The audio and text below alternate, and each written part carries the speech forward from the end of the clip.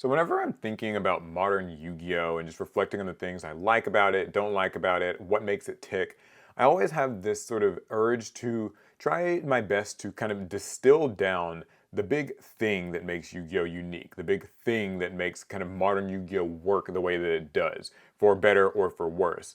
And one of the ideas that I've kind of come up with is simply the value of a single card today versus maybe 10 years ago, 15 years ago, 20 years ago. And I wanted to talk about that and get some people's thoughts on it. As always, this is just kind of one of these off the dome videos. If you like this kind of thing, subscribe to APS Amplifier, trying to get to 100K subs. But yeah, I just want to sort of share my thoughts off the cuff, hear what people have to say about it. So, what do I mean exactly by the value of a single card? Well, I think that in Yu-Gi-Oh! Today, it sort of feels like single cards do everything. And because single cards can do so much, it changes the dynamic of how deck building works, how counterplay works, how decision making in game works. Let's think of a good example. How about um, Mathmech Circular? There's a good one. So this is one of those cards that kind of does all the lifting for its deck on its own. Sends a Mathmech from deck to grave as a cost, by the way, so that can't be Ash Blossomed or really interacted with. It special summons itself. It's not even a normal summon. It activates the hand, which is one of the hardest places to already kind of try to interact with a card. And the card that it sends to grave already gets to bring itself back. Usually that's like Mathmech Sigma. And then it gets to start to spell and trap, and it's a material for a link summon. And so basically, Mathmech Circular is kind of carrying an entire deck and strategy on its back. But it's far from actually the only culprit. It's definitely one of the strongest ones, though. But pretty much any given archetype now has cards that kind of just do everything in the one card. I think of things like maybe Tier Element's Rhino Heart, right? It's just when it's normal or special summoned, it just sends a Tier Element and immediately kind of gets things going. And it can come back. And a lot of archetypes have that. Pirelli have Pirelli. Unchained, technically it's like tour guide in a sense for Unchained, but they have a few cards like that.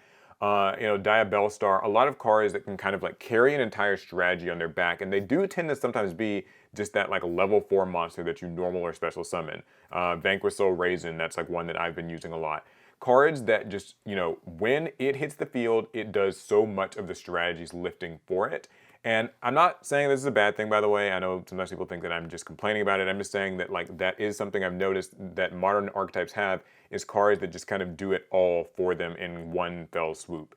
And so, and that's not the only thing we're going to talk about. There's a few other examples as well. But so that means that these single cards can, create entire boards on their own. I actually remember back way, way, way back when, like 2020, when Jet Synchron, just a normal summon of Jet Synchron could build an entire board on its own. Thank goodness that's not really a thing anymore.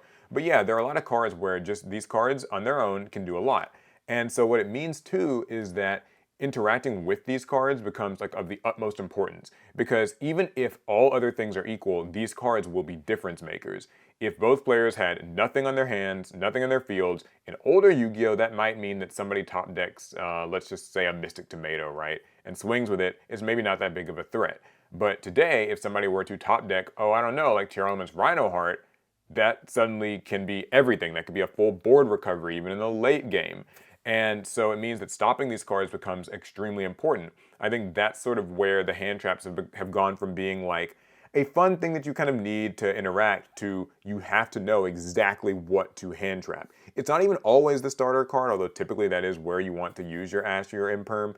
But it could sort of be one of the next examples I've got, which is the Link 1 monster.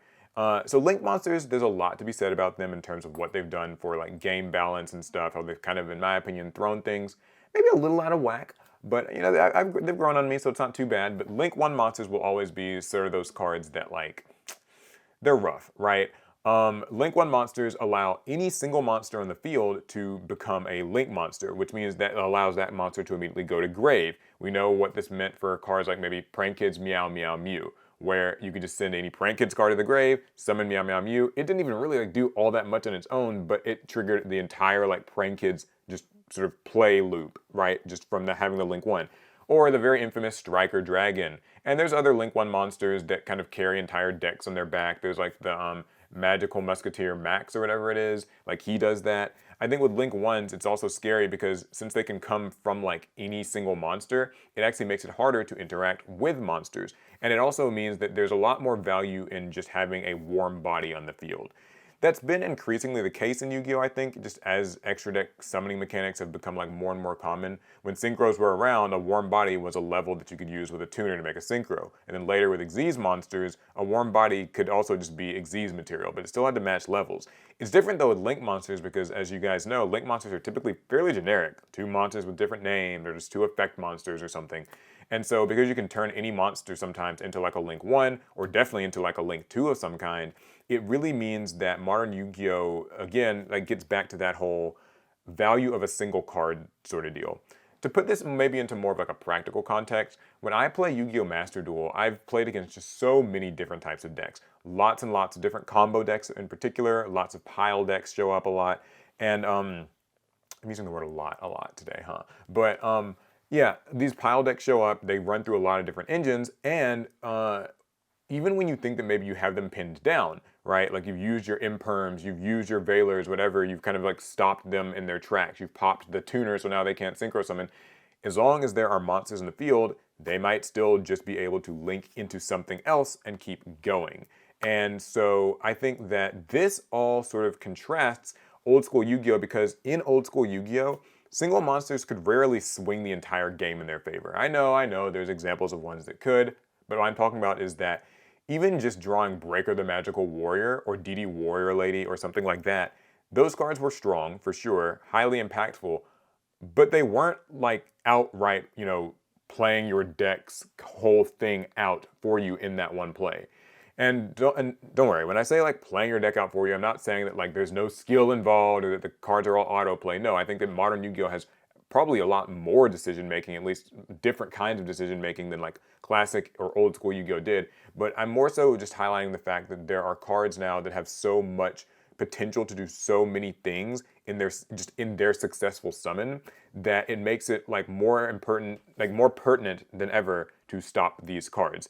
So we've talked about the fact that there are cards that can make entire plays start on their own. We've talked about the fact that there are like Link 1s and Link 2 monsters that can kind of pop up out of nowhere. That's your Link 1 monsters, but also like a Vert Anaconda if you're playing Master Duel, or any number of like Link monsters really if you're playing the TCG, or even like just the ability to go into Access Code Talker or Underworld Goddess or whatever. But the final thing is that I want to talk about is like the sort of more counter cards are also still like they still, I don't want to say suffer from that, but they still have that quality as well. So floodgate cards have actually existed for pretty much all of Yu-Gi-Oh's lifespan. If you want to go back to like the very first set, Sword of Revealing Light is technically like a floodgate if you want to stretch the definition. But when you think about a card like There Can Be Only One, or Goes and Match, or Skill Drain, or whatever, these cards have been around, and the reason I think that they're so strong today and so much more polarizing now than they were in the past, because we've had Rivalry and Gozen for a while, but it feels like these days people hate them even more, and I think it's because of the fact that single cards can do so much. It means that a single floodgate can like stop an entire flood of combos from happening. Whereas like maybe 10 or 15 years ago, flipping up Rivalry or flipping up Gozen Match certainly would slow your opponent down and limit what they could do, but because they may not actually have been planning to do a lot on a given turn, it meant that Rivalry was just a bit of a roadblock. And it was, of course, maybe more common that people would run like MST or some sort of spell trap removal in their decks, blah, blah, blah. But like, I think that floodgates are stronger proportionately now because more is expected to happen from a single card or in a single turn. And that even maybe sort of applies a bit to hand traps, like some of the more extreme ones, like the Nibiru's, or the floodgatey style ones like Dimension Shifter and Droll and Lockbird, Artifact Lancia, and sort of more niche cases. And perhaps even the board breakers, because board breaking cards are so much more common, evenly matched and stuff. Just it can just take apart an entire board at times if your opponent doesn't have a way to negate it. But maybe those are less so the case. But I just thought I'd kind of bring them up. The main point I'm getting at here is that a lot of cards in Yu-Gi-Oh! Today can do loads and loads on their own. And I think that that is a big difference from how it used to be, where you oftentimes needed a culmination of cards, decision-making, time and strategies, and whatever, maneuvering around your opponent's stuff to really get the most value out of your cards. There were certainly Saki cards then, and there are certainly Saki cards now, but I think that just the big kind of difference is that in modern Yu-Gi-Oh! A single card out of nowhere can not just like, stop your opponent, but actually like entirely generate your strategy or generate a board. And just to be clear, once again, I'm not saying that it's a bad thing. I think it is just a thing. It is a sort of defining trait of how Yu-Gi-Oh! Is played today. So, do I think it's good or bad, like myself personally? Well, I don't love it. I think that it can be a little bit annoying when like you're playing against a really wild pile deck that just kind of like runs through loads and loads of different engines and just keeps comboing, keeps synchroing, fusing, linking, Xyz summoning, makes a big board. That's kind of the typical story of things that people don't like. I don't mind those decks too much, but I don't like that sometimes it feels like you got them pinned down and then they can just, oh, well, I'll just link into this next thing and then send whatever, and it kind of keeps going. That's probably the part that I don't like about it the most, but I think that on the bright side, I like how every archetype now pretty much gets to have a really strong solo starter card, a TR Elements Rhino Heart. Now granted, TR Elements maybe it's like a little bit stronger than your average deck, but if you look at pretty much any archetype released in the last 5 years, they've all got one. A summon that searches the spell or trap, or a summon that searches another monster, and usually maybe even has some bonus effect. Heck, you could even say that field spells have kind of gotten that way, right? Like the Kashtira and TR Elements and like Scareclaw and Vanadium field spells that literally just search on activation, though those have technically existed even before then. There are single cards that can just do a lot for you, and I think that it does make it sort of evens the playing field in that any archetype can at least function. Even if it can't like compete against the best ones, you never have to worry about, or you rarely have to worry about, your deck just not being able to play at all, like on its own merits. If it's not going to get to play, it's because maybe your opponent locked you out. But if assuming that isn't the case, you can rely on seeing the field spell that will then search for your starter card that you can then summon that will search for another thing and like let you play. So even in the lower tiers, those sorts of cards exist. Okay, that was a very long-winded conversation and a little bit like off the cuff, off the dome. So sorry if there were maybe some conflicting points or things that didn't make sense. I didn't really think about this video. It's unscripted. The point is, yeah, I think that kind of feels like one of the big things with modern Yu-Gi-Oh! And I want to hear what you guys think about it. Do you feel like there's some merit to what I'm saying here, or am I making like absolutely no sense and just bitching and moaning as usual? I don't know. Anyway, subscribe to APS Amplifier. I'd love to hear your comments and opinions and stuff. I will be reading and responding as I often do. I really like that part about this channel. It's fun to just talk to people and like hear what people have to say. Okay, it's going to be it. I'll see you guys in the next one. Fast turn.